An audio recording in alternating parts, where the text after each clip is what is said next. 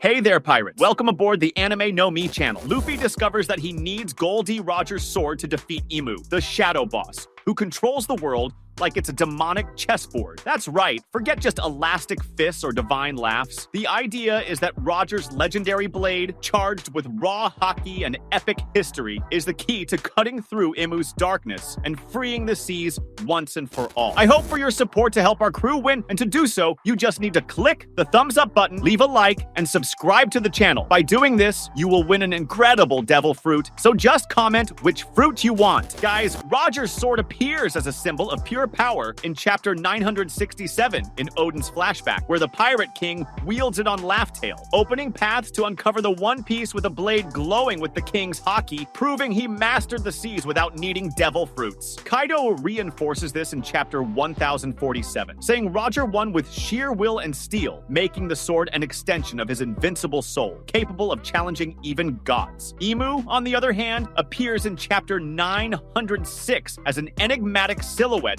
seated on the empty throne, manipulating the Gorosei like puppets. And in chapter 1085 demonstrates a power that evaporates Lulusia with black lightning, suggesting regeneration or immortality that mocks ordinary attacks. Luffy, who becomes Joy Boy in chapter 1044 with Gear 5, combines Conqueror's haki with rubber to bend reality. But against Emu accused by Vegapunk in chapter 1116 of sinking the ancient world in the Void Century, he may need something more. Roger's sword, imbued with the legacy that achieved the impossible, to pierce the roots of a tyranny that fists alone cannot uproot. The hint that this sword is necessary begins in chapter 580 at Marineford, when Shanks stops the war and retrieves Roger's hat that Luffy carries, a gesture symbolizing a greater inheritance, possibly including the sword, which Shanks, as Roger's apprentice in chapter 434, might be keeping to pass on. Shanks, who in chapter 1054 sees Luffy's poster as a Yonkou and decides to pursue the One Piece, seems to know the blade is essential, since in chapter 1079 he uses a move called Divine Departure that echoes Roger's style, suggesting he either trained with the sword or keeps it for the right heir. Emu, who in chapter 1095 transforms the Gorosei into demonic forms with black flames, is a darkness that regenerates from fatal damage, as seen in chapter 1162 at God Valley, where he possesses Saturn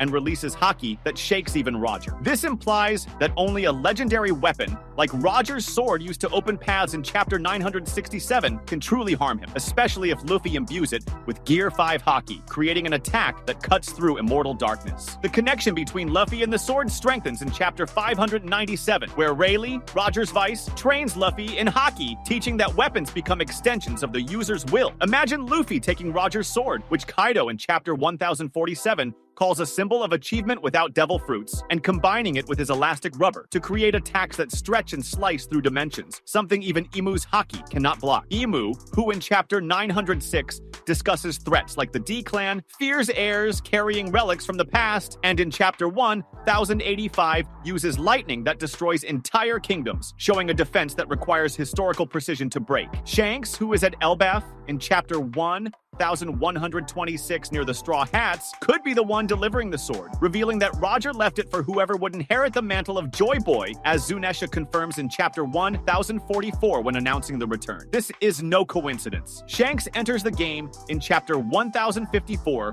right after Luffy becomes a Yonkou, as if waiting for the perfect moment to pass the baton. Luffy needs this sword because his haki, though brutal in chapter 1110 against Lucci, drains in long battles, like against Kaido in chapter 1049, where he nearly collapses before winning. Roger's blade, similar to the black blades that Zoro masters in chapter 1033 with eternal haki, could amplify his energy, creating a hybrid attack that cuts through Emu's essence, who in chapter 1095 regenerates from wounds as if they were scratches. In chapter 1160, the God Valley flashback shows Roger using the sword to fight Emu's possessions, hinting it carries a power that defies demonic curses, perfect for Luffy to use against an enemy accused in chapter 1116 of submerging the ancient world. Luffy, as Nika in chapter 1044, laughs at oppression. With the sword, he can cut the chains of the past, fulfilling Roger's promise in chapter 967 when he laughs on Laughtail upon discovering truths that require an armed heir. The discovery comes through allies like Shanks, who in chapter 434 warns Whitebeard of greater dangers, or Rayleigh, who in chapter 597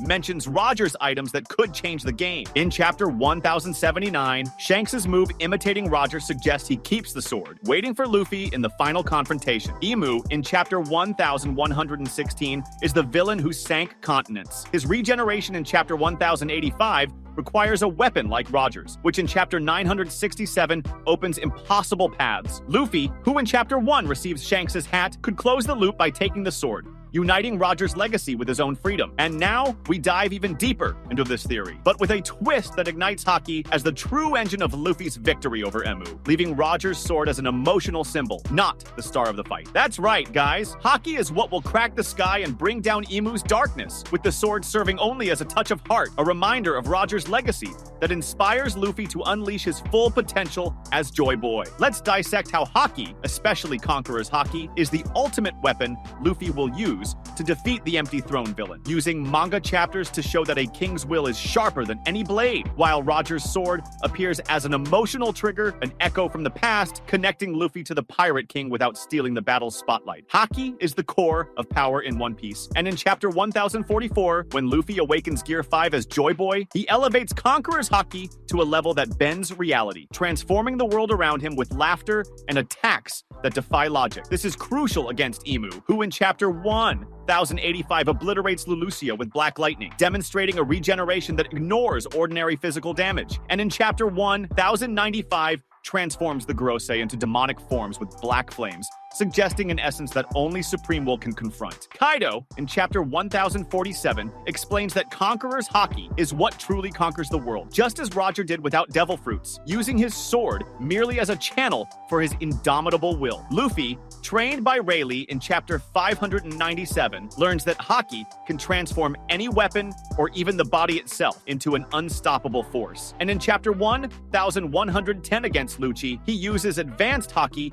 to effortlessly knock down enemies. Against Emu, who in chapter 1116 is accused by Vegapunk of sinking the ancient world, Luffy's Haki must be the finishing blow, not the sword, because only Joy Boy's will can break the immortality of a tyrant who manipulates even souls, as seen in chapter 1162 at God Valley, where Emu possesses Saturn with overwhelming Haki. Roger's sword, which shines in chapter 967 when he cuts paths on Laughtail, is not the weapon that will defeat Emu, but an emotional symbol connecting Luffy to Roger's dream. In chapter 580, Shanks holds Roger's hat that Luffy carries, passing on a spiritual inheritance. The sword, kept by Shanks in chapter 434 when he speaks to Whitebeard, could be given to Luffy in Elbaf in chapter 1126, not as the main weapon, but to remind him of the weight of Roger's will. In chapter 1054, Shanks decides to pursue the One Piece after seeing Luffy as a Yonkou, and his divine departure move in chapter 1079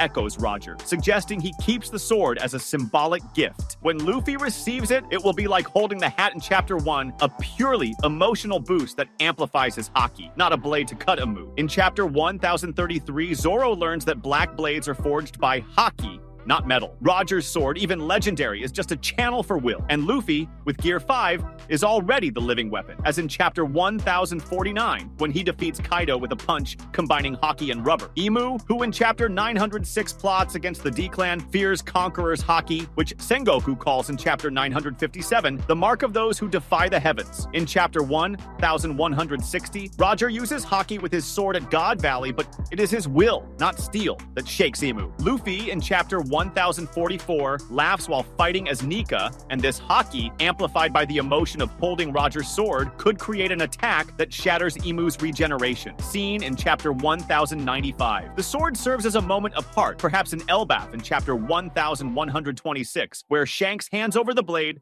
saying Roger wanted the next Joy Boy to hold it, as Rayleigh hints in chapter 5 197 regarding items from the past. But in the battle, it is Luffy's Haki, forged through fights like in chapter 1110, that will crack the empty throne, not the sword, which remains as a symbol connecting back to chapter 967, where Roger laughs at the truths of Laugh Tale. That was today's content. We hope you liked it and want to share your opinion on the subject. Don't forget to share the video, give it a thumbs up, and I'll see you in the next video. Take care and stay amazing.